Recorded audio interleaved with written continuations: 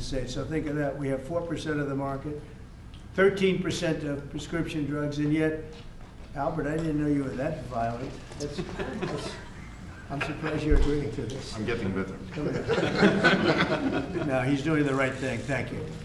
And yet they make 75% of their profits from the American customers, so it's something. That's why I signed an executive order combating this practice, and we signed it very happily a little while ago. Today, Pfizer is committing, as will other drug companies as we go through the weeks. But Pfizer is truly one of the biggest in the world and one of the greatest in the world. Today, Pfizer is committing to offer all of their prescription medications to Medicaid, and it will be at the most favored nation's prices. It's going to have a huge impact on bringing Medicaid costs down like nothing else. I told you that in my first term, I was so proud of the fact that for the first time in 28 years, drug prices came down. And I had a news conference that I explained it was 1/10 of 1%, but it was down. And here we're talking about, in one case, over 1,000%. This is a critical step forward to our work and to improve health care, and hardworking, low-income Americans, especially low-income Americans, will be helped so greatly. In addition, Pfizer is agreeing to provide some of their most popular current medications to all consumers at heavily discounted prices of anywhere between 50 and even 100%, and that's off the price. And in some cases, even more than that. These drugs will be available for direct purchase online at a website operated by the federal government. We're also announcing that moving forward, all new medications introduced by Pfizer to the American market will be sold at the reduced most favored nation costs. So we'll be paying essentially what other countries are paying, who have been much lower, much lower for many, many years. Furthermore, Pfizer will invest $70 billion to reshore domestic manufacturing facilities. In other words, they're going to bring a lot of their facilities to make their drugs and make what they make, their product. They're going to make it in the United States. I appreciate that $70 billion investment and fund research and development right here in America. We're working with other major pharmaceutical companies to secure similar agreements. Everyone understands that the status quo where Americans pay more for drugs, prescription drugs, and they pay more than foreign countries who take advantage of us in many other ways, although not so many anymore. I think we've pretty well got that stopped, right? I think so. We've stopped that, but they took advantage of a lot of other presidents, that I can tell you. But we're making this pay to be very unacceptable, what they've done in the past. That's why my administration has also taken historic action to investigate the unfair and discriminatory trade practices of other countries that extort our pharmaceutical makers to shift costs onto the American consumer. They say, no, give us a price, a very low price, and just charge the American consumer, charge it to the U.S. The United States is done subsidizing the health care of the rest of the world. It's a big thing. I can't tell you how big this is. And I was all set to go on a first term, but then you had the COVID, and we had to focus on that. But I said, I want to get back here, because this is, you're talking about 14, 15, 1,600% reductions in some cases. But by taking this bold step, we're ending the era of global price gouging at the expense of American families, and we're making America healthy again, which is our little theme for the people behind me. And I want to just ask Secretary Kennedy to come up, and we'll start, and we'll go through it with Oz and Klopp and Bourla and McCary, and we'll go through it, and if you have any questions. But this is a really big announcement. This is something that most people said was not doable. And other countries are going along because we told them that if you don't go along, they didn't have to go along, but if they didn't go along, we were going to put extra tariffs on those countries, and we were going to charge them the amount of money that they should be paying for the reduction in costs. So I think we had a pretty good negotiating position. So Bobby, I'd like you to speak about this, and what a great job, and thank you very much.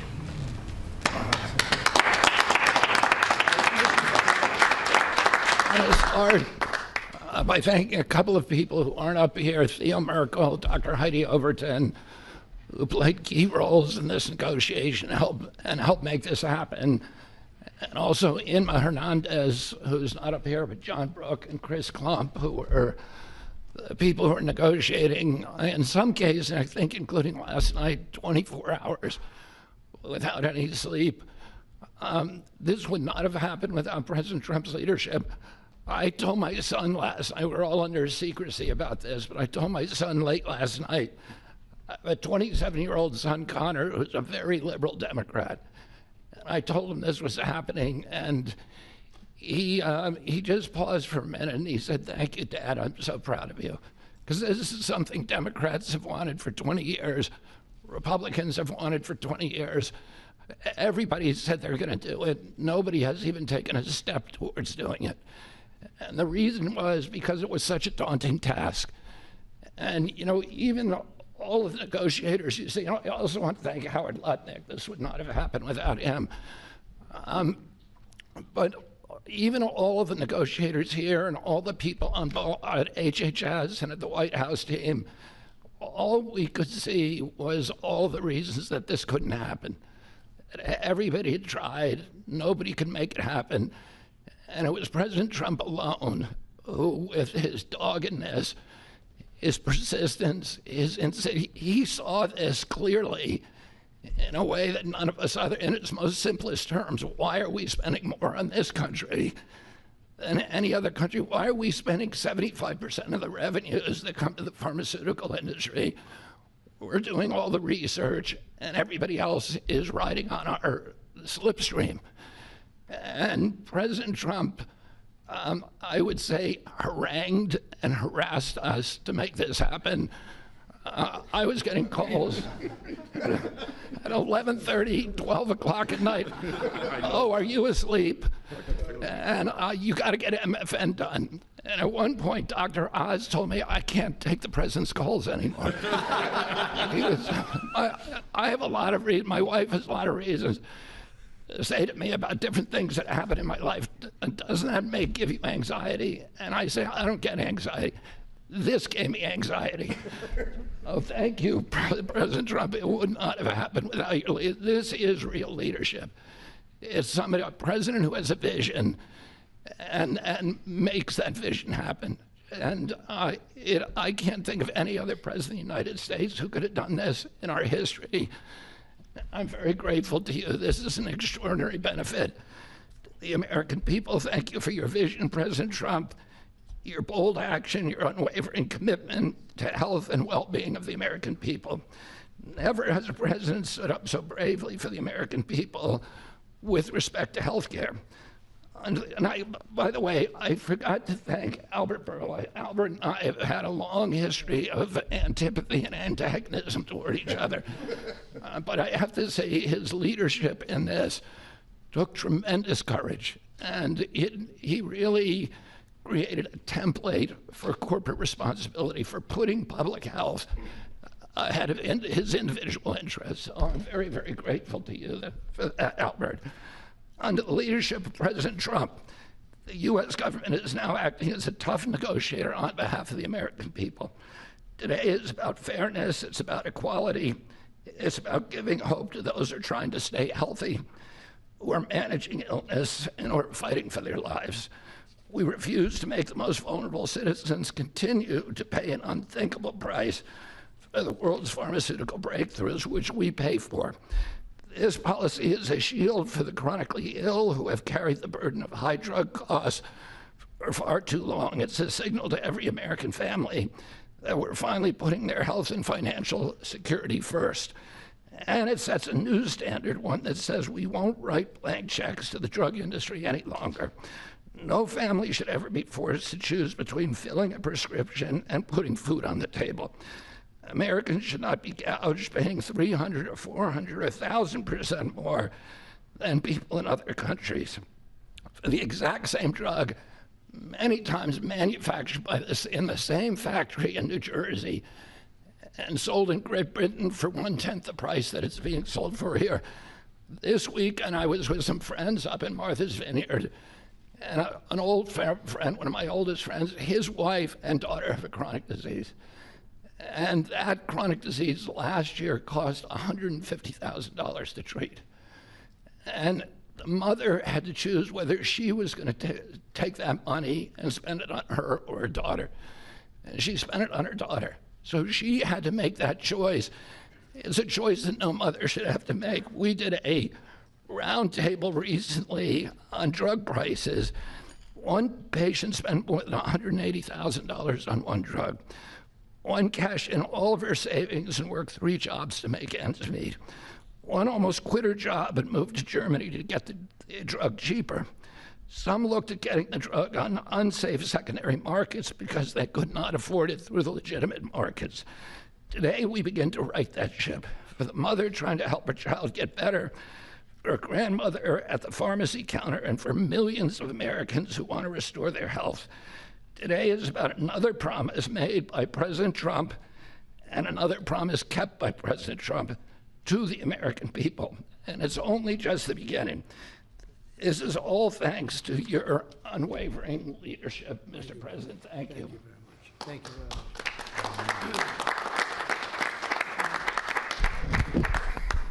There is a fine line between vision and hallucination. People have to follow you for it to be a vision.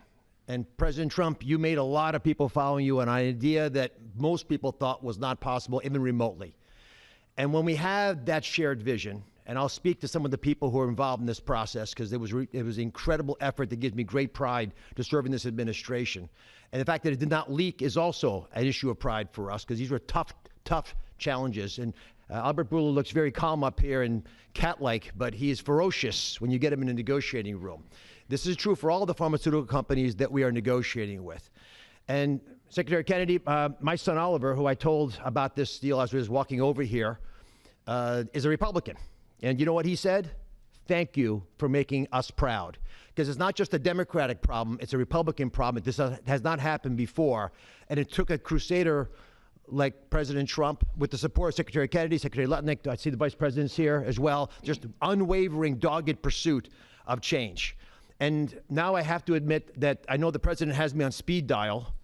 And most of the time when he would call me, as Secretary Kennedy alluded to, it was about MFN. And he always had reasons why we needed to go faster and why people were being hurt today because we're allowing the kinds of pricing that had been tolerated for so many decades in America. The time of the day didn't matter, the day of the week didn't matter, and that's how the president was functioning. This was such an important part of what he saw as his legacy, which is why it brings such pride to all of us up here and many others to deliver it. And the laser focus that the president had on this, which he shared with me the day that I was nominated, that he nominated me for this position and has reminded me frequently since, made it a top priority for us as well at CMS. Now, to do this, you have to have tactics, not just vision, but tactics. And the first tactic the president shared was to introduce me to Albert Bourla. He took us to dinner with Secretary Kennedy, and he argued, and he's a great deal maker, as you know, that if you're going to make a deal of this scope, of this nature, you need trust. So the president lit the kindling, he got the embers going, but he needed us to nurture that beginning of a fire so they would blaze into what today we can announce as the grand deal, one of the greatest ever, certainly in the space of pharmaceuticals. I gained to respect Albert, and I'll tell you why in particular. It was because he recognized the dangerous problems facing so many Americans, that they had to choose between taking medications prescribed by their doctor that could be life-saving or shopping at the grocery store, paying for their kids a fundamentally important need that would be squeezed out because they couldn't compromise on drugs, or often worse, they compromise on the drugs. 1/3 of all prescriptions are not filled in the pharmacy because of this. We talked through the winter. We talked through the spring. We talked through the summer. And we got nowhere. We stalled. The industry is powerful. They're important. They have smart people. There's no reason for them to give the numbers that the president is articulating today. And you see these numbers on the charts around us. These are massive wins for the American people. But the president in July demanded, after the executive order, that manufacturers make a firm commitment and to lower prices or else. And it sent shockwaves through the industry. It got the ball rolling again. Our talks with Albert heated up.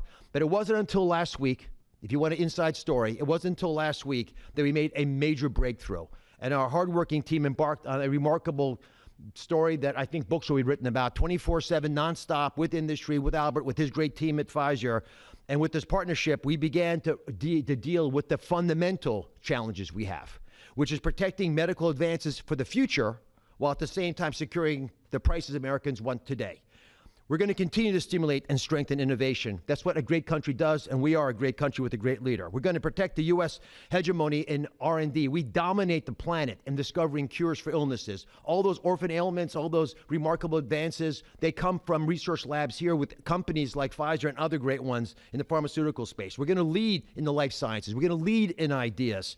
And we're going to make sure that we do all that while we're being fair to the American people, especially our most vulnerable. We're going to finally deliver on the fair drug prices that President Trump has been speaking about for 2 terms. We're going to celebrate this historic day, I predict, this historic day in the medical field for generations to come.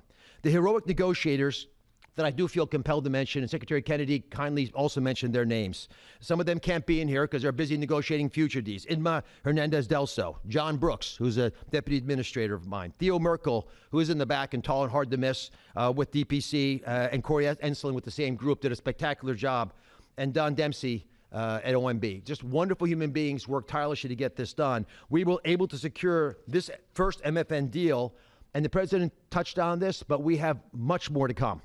You'll be hearing breaking news from the president for the rest of the fall. And Mr. President, these brilliant minds are here because of you. Now, I don't want to just pay homage to this. I want to actually speak this a little bit. The passion to protect the American people brings top-tier Americans into the government. We've created a powerful administration with the president's leadership, an administration of winners. People get things done. They see the generational opportunity to fix the biggest problems our nation faces. And the person who led this negotiation, Chris Klump, embodies this seal. Now, Chris Klump came to visit Secretary Kennedy and I the very first day we were looking for staff to try to bring in the government. And neither of us really had an idea of how challenging this might be. And he came to the interview, and we knew that he had built a business that was worth several $100 million. And the secretary, very poker-faced as he tends to be, looked at him and said, "Are you willing to give it all up and move your family to Washington?" A young family, 4 young children, beautiful wife. "Are you willing to come across the country and serve our nation, serve this president to ensure vital programs like Medicare, which he runs, will keep our seniors healthy for years to come?" He gave it all up, like so many have in this administration, passionate to follow the president's lead and serve under Secretary Kennedy. And for those of you at home who are watching, and I hope there are quite a few, I think this shows just how cool a place it is to work is in this government. And I take great pride in handing the ball to Chris. Chris, tell the American people what they have won thanks to your passionate ability to deliver on President Trump's promise. Thanks very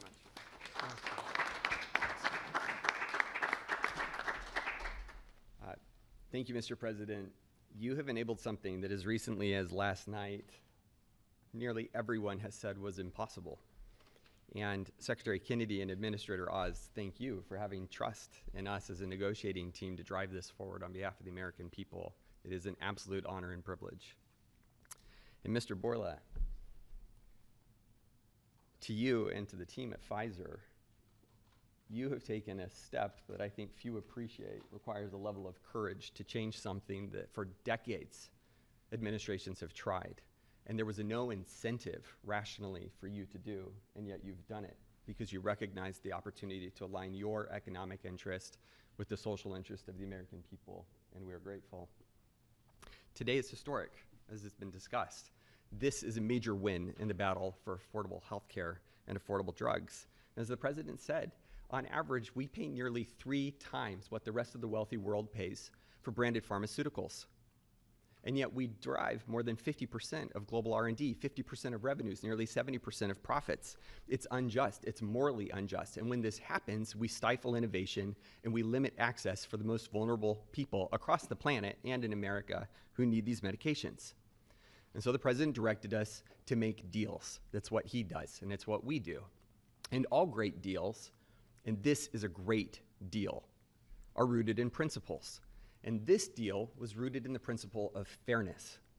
Now, the president could have directed us to go to the poorest country on the planet and find the cheapest price for every single drug and bring that back to the United States and use the might of the government to insist that that's the price we pay. And that might have worked, actually, for just a little bit. But very quickly, it would have utterly destroyed innovation in pharmaceuticals. It would have destroyed American primacy in building life-saving medications. There are nearly 20,000 known diseases on the planet. We have treatments or cures for far fewer than 10% of them. So that would have been a bad strategy, and it would have limited access to those who need those medications the most. But he didn't call for that.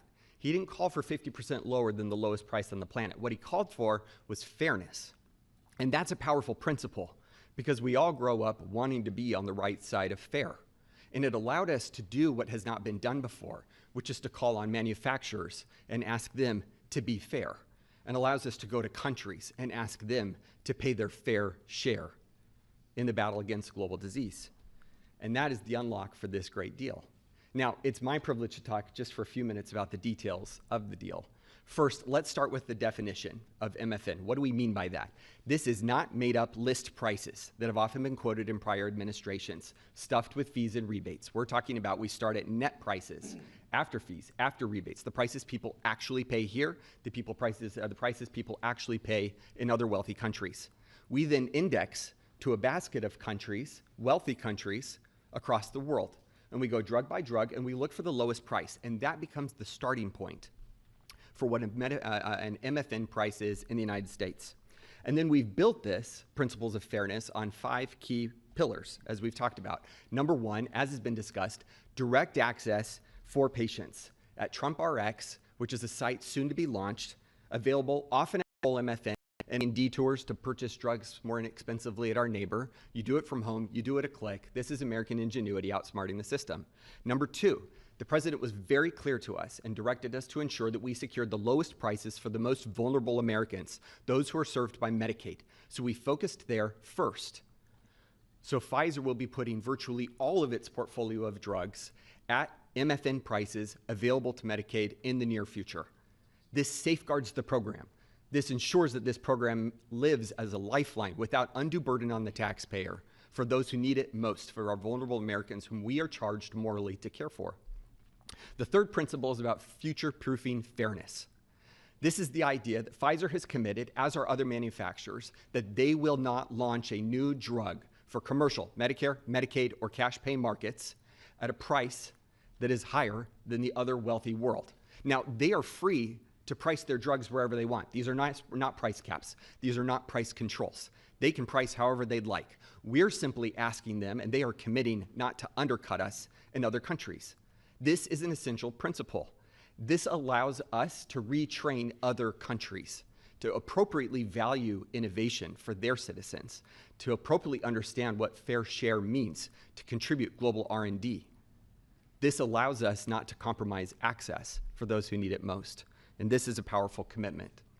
The fourth principle is around shared savings.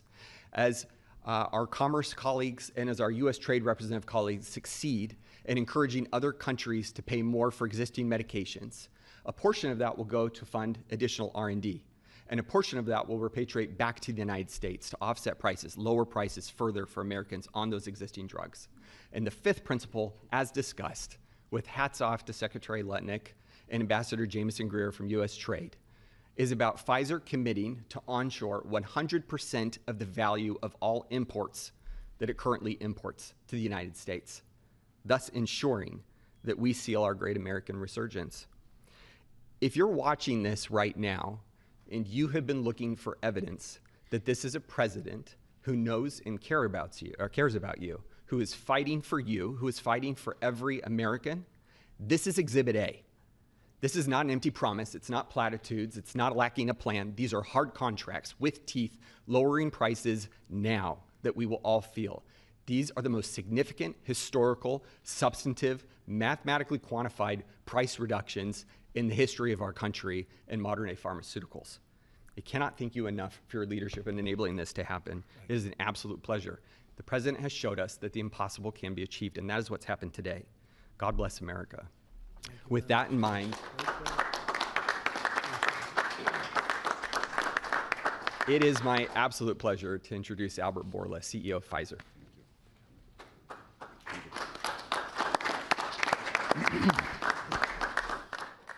Mr. President, what an honor to be here today in this office to announce a landmark agreement. I think it's an historic day. Is this the coolest office? He has a beautiful office, but the Oval is the coolest, right? What do you think? I think by far. And I have seen other presidents' offices. There's nothing like that. Yeah, it's good office. Yeah. So it's an historic day, because I think today we are turning the tide and we are reversing an unfair situation. For years, other rich nations refused to pay the fair share for the medical innovation. And as a result, Americans had to assume disproportional cost on their shoulders. This situation, we all knew, is not sustainable. This situation is a situation that many wanted to change, but no one could. This is changing today with this agreement. In July, the president sent to me and other heads of pharmaceutical companies a letter. And over there, he articulated 4 specific requests. These requests, it was obvious to us, were designed to lower drug cost in the America in different ways, each one of them. And altogether, holistically, to have synergistic effect in the impact that that will have in the US healthcare cost and patients. With this deal that we signed today, we satisfied all 4 of President's requests, all 4. The big winner of this deal clearly will be the American patient. There is no doubt about it. They are the ones that will see significant impact in their ability to buy medicines. But I would argue that it is not the only winner. I think who else is a winner here? It is American innovation and American economy. In our industry, we had 2 major overhangs that have substantially reduced our valuations and create concerns for us in our ability to invest. We are addressing both of them right now, and I will speak about them. The first one was the uncertainty of tariffs. Because President is absolutely right. Tariffs is the most powerful tool to motivate behaviors, Mr. President, and clearly motivated ours, right? So by this agreement that we did, we commit to onshore the production of our medicines that are consumed in the US and are made outside the US. And for that, we are ready to unleash our investment portfolio in this country. And the President graciously gave us a 3 years grace period that we will not be subject to the 232 tariffs, as long as, of course, we move the products here. That's one.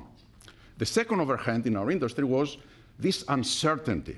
What will happen with the framework of pricing in the country, vesting in the pharmaceutical industry, which resulted in significant reduction of our multiples. Actually, our multiples are at historical low. Well, now we have clarity about what is the framework for the US pricing.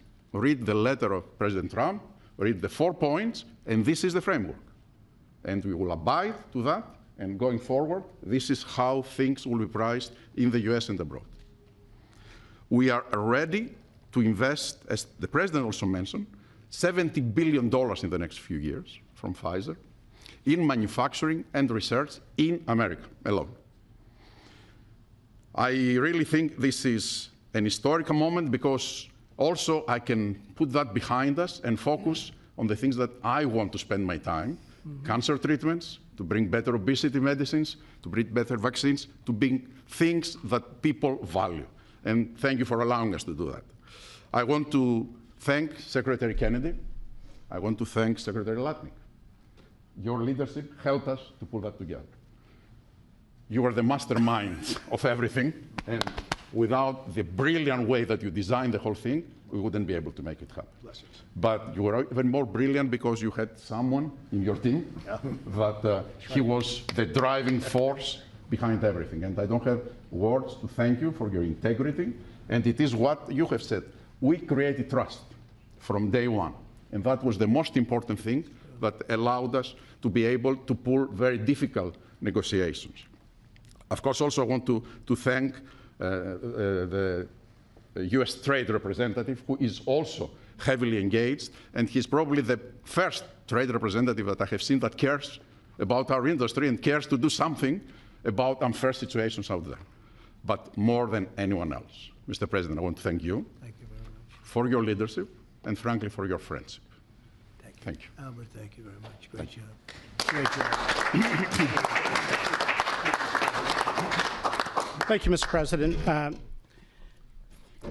The growth of drug spending, that is, the increase in drug pricing, is the fastest and biggest increasing area of healthcare spending. So today's announcement has incredible implications for healthcare spending in the United States.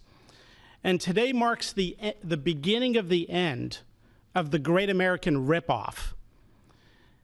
And it also marks the beginning and the end of a great American tragedy, something I've seen as a physician at the bedside.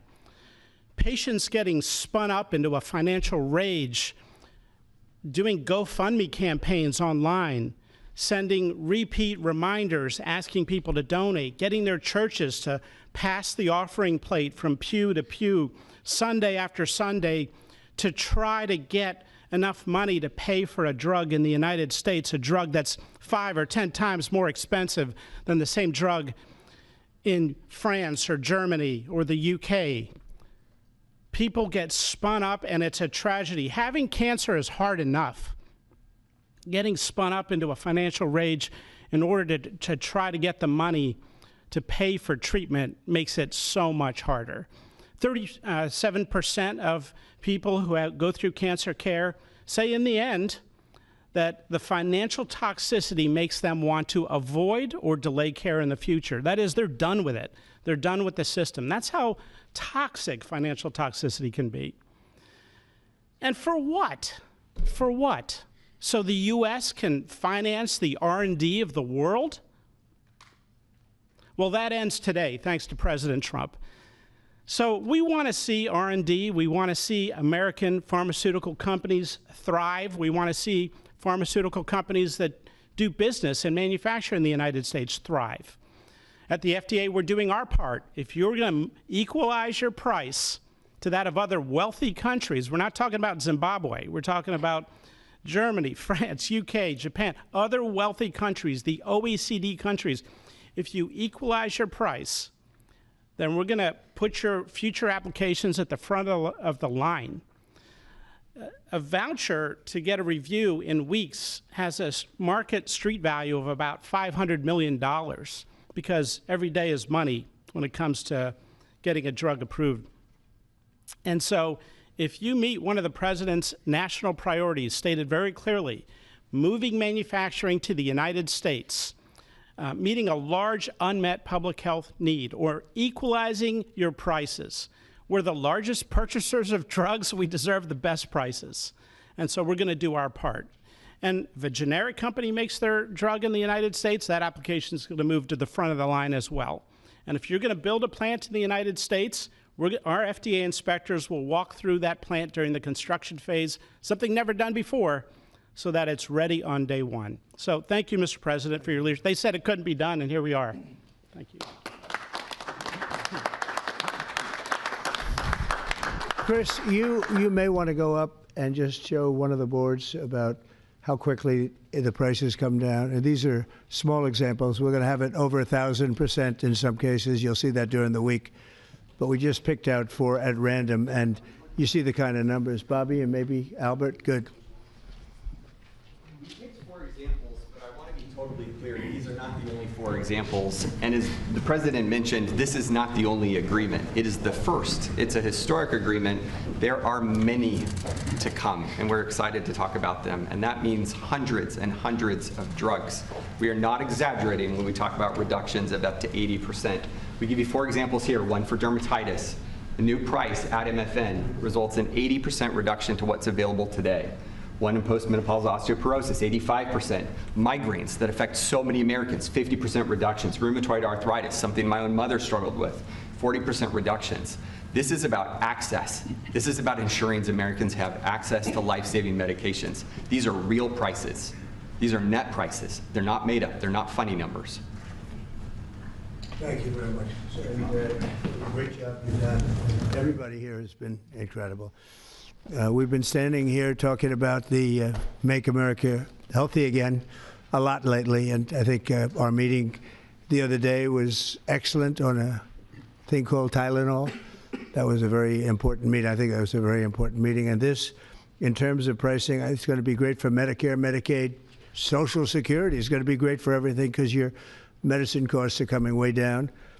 We have some examples that I think we'll be able to show you next week of over 1,000% in some cases, where a pill that cost $10 in London was costing $130 in New York and various other places within the United States. And the same thing with Canada. People would go to Canada, they'd go to Mexico, they'd go to other places to buy drugs. They don't have to do that anymore. So we have favored nations. So that's what we have. And it's one of the biggest days I think anybody will ever have.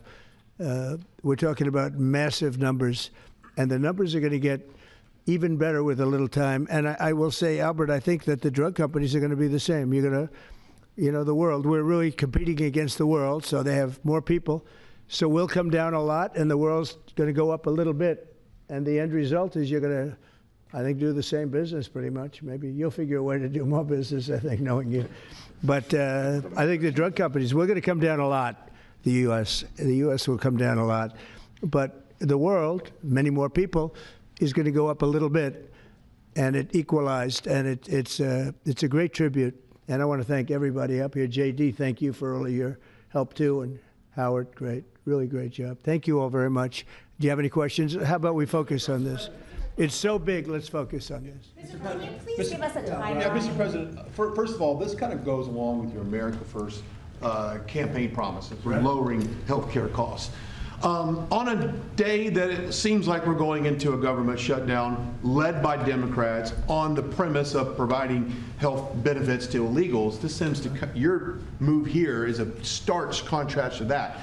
Could the same principles that you did today apply to health insurance, to maybe lower the cost of health insurance? Many Americans are kind of struggling with that. We're working on just that, little different group, but we're working on just that. It could, I don't know to this extent. You know, we have a pill, one pill in particular we're going to show you next week. It sells for $10 in other countries and $137 in the U.S. And that's coming down now to probably $15 or $18. They'll go up to 18. I think that's pretty much right, Albert. It's not you, but they'll go up to 18, and we'll come down from 135 or whatever down to 18. I mean, that's a massive number. Remember, I was the one that held a news conference because I lowered drug prices by 1/4%.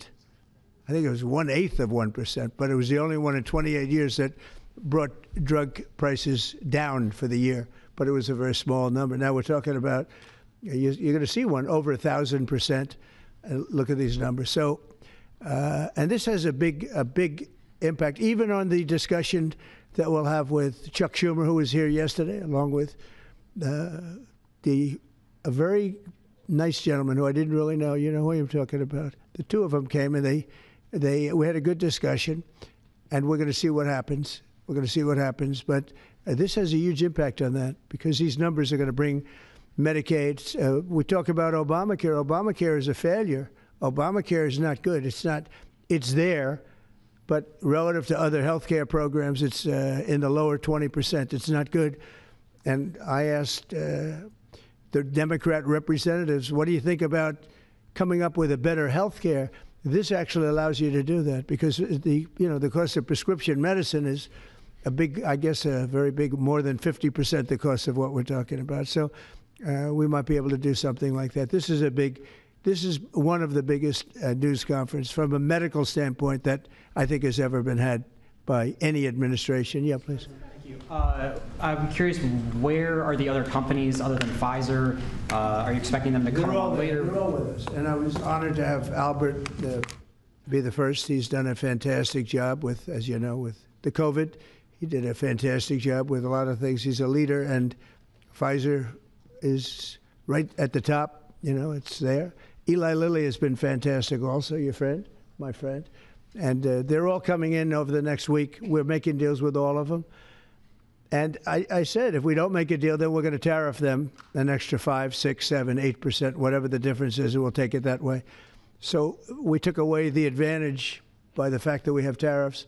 We took away the advantage that they would have of just saying no, and we couldn't do anything about it. If they do that, what we do is we'd put a tariff on them of an equivalent amount, and we take it that way. And nobody wants to play that game. So they're going to be, they're all going to be good. We didn't have to mention that to Albert. Well, maybe I whispered it to him very slightly, you know.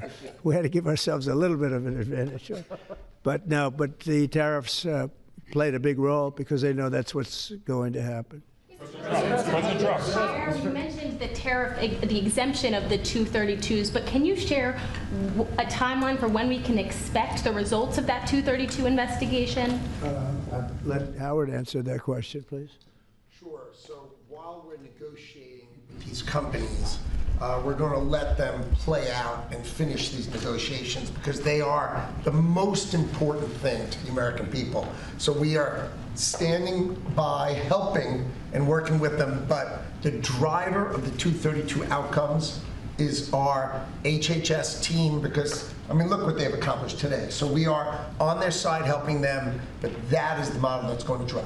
And you have to understand, Albert's spending $70 billion that he wouldn't be spending because of the tariffs, let's say, and other reasons. I think he liked the winner of November 5th, in all fairness, but because of the tariffs. And that wouldn't happen. He's not going to pay any tariffs because when he moves here, there are no tariffs.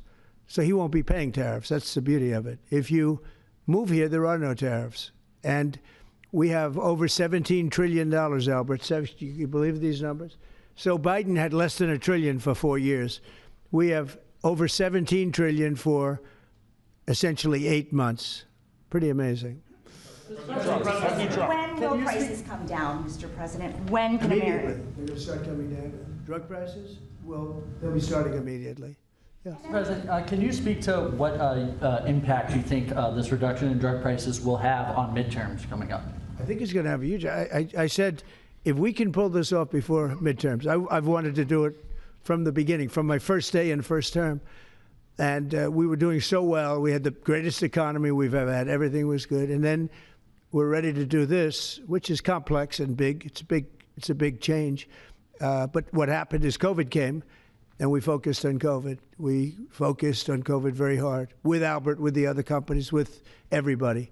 Regeneron was a great thing. You know, we did a lot of therapeutics that were fantastic.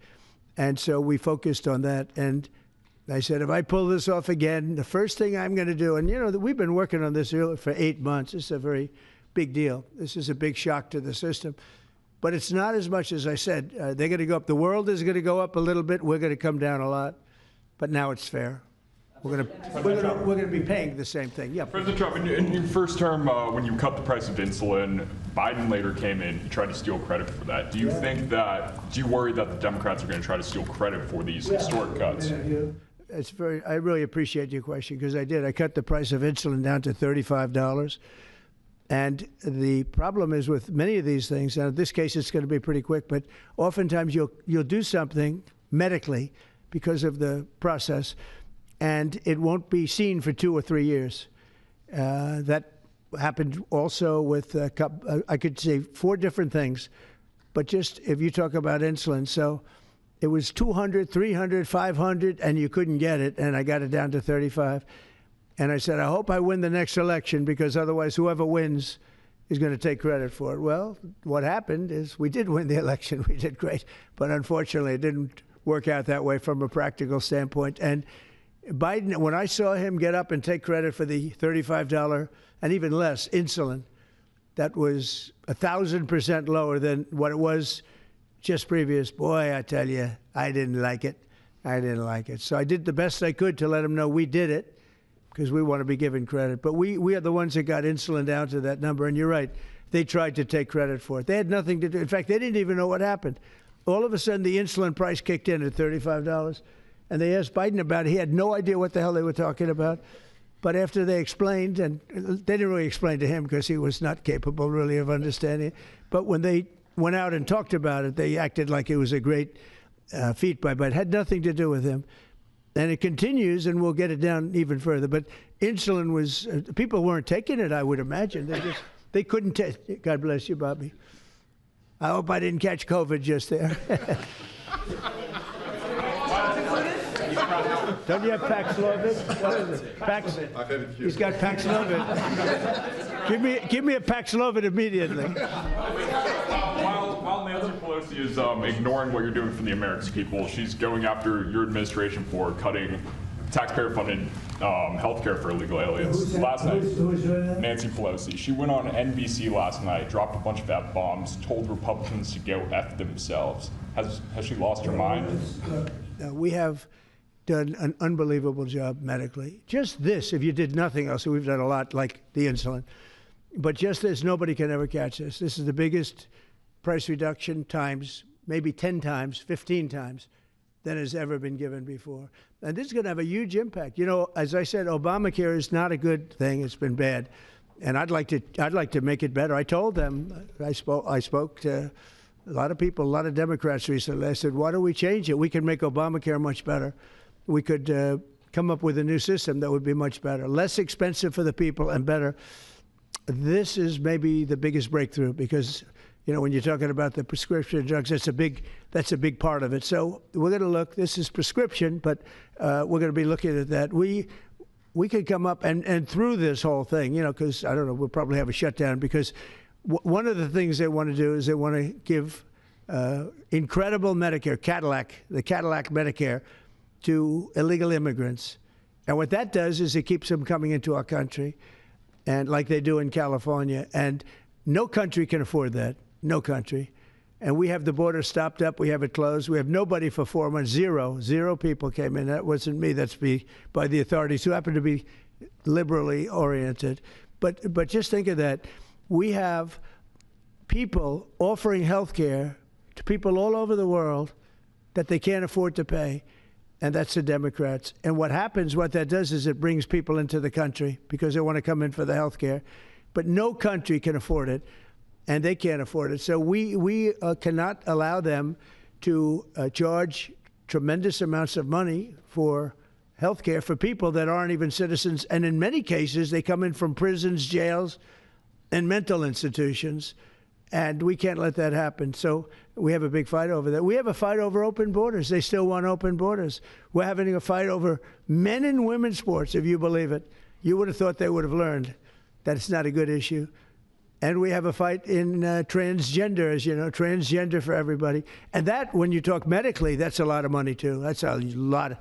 Those operations are bad. So those things are also being discussed right now. I mean, can you imagine we're actually talking about open borders, and we now have a great border, and we have a great country. Our country was dead 1 year ago. Now we have the hottest country anywhere in the world. Big difference. Yeah. What does it say about the state of the Democrat Party when they have a 33% favorability rating on average in recent months, and they're willing to shut down the government over health care? They are shutting it down. We're not shutting it down. We don't want it to shut down because we have the greatest period of time ever.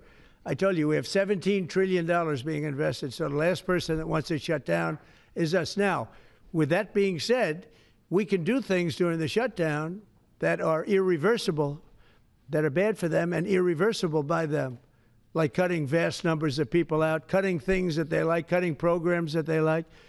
And you all know Russell Vought. He's become very popular recently because he can trim the budget to a level that you couldn't do any other way. So they're taking a risk by having a shutdown because of the shutdown, we can do things medically and other ways, including benefits. We can cut large numbers of people out. We don't want to do that, but we don't want fraud, waste, and abuse.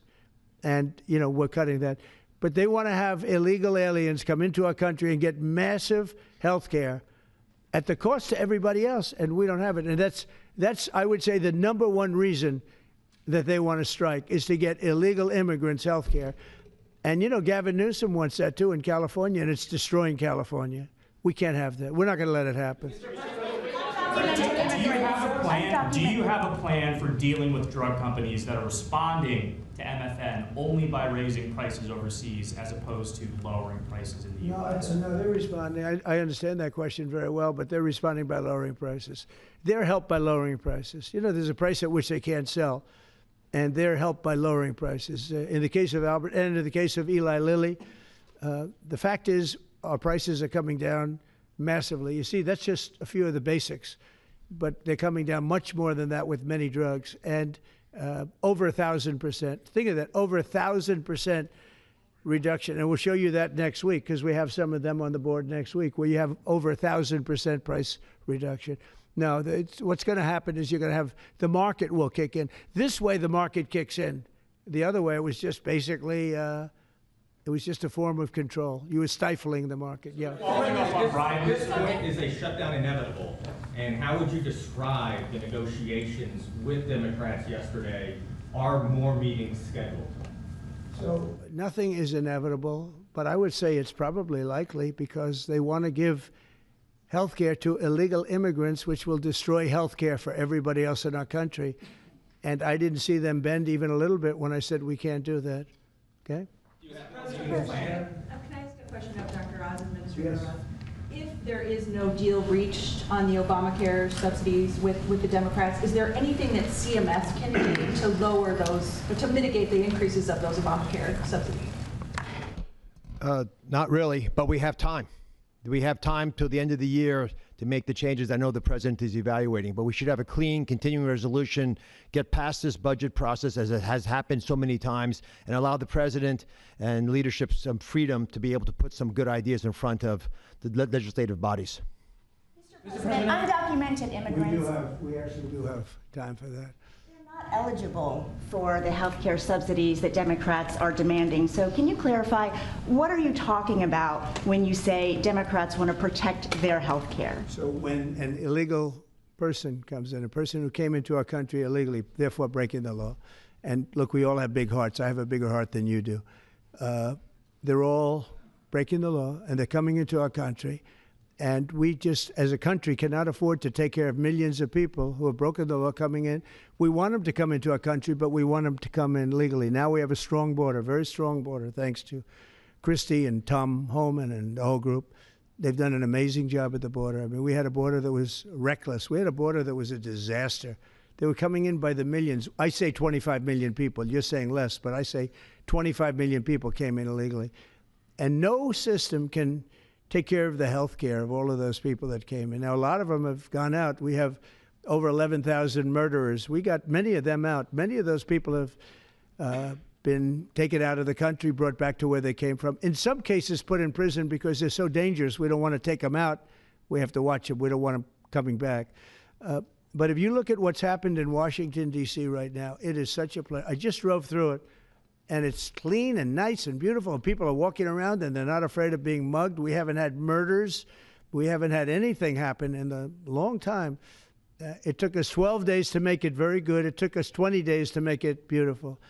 And now we're going to Memphis. But I think we should always keep a presence here, because if we don't keep a presence, it's going to come back never like it was, because we got rid of 1,700 career criminals. You know what that is?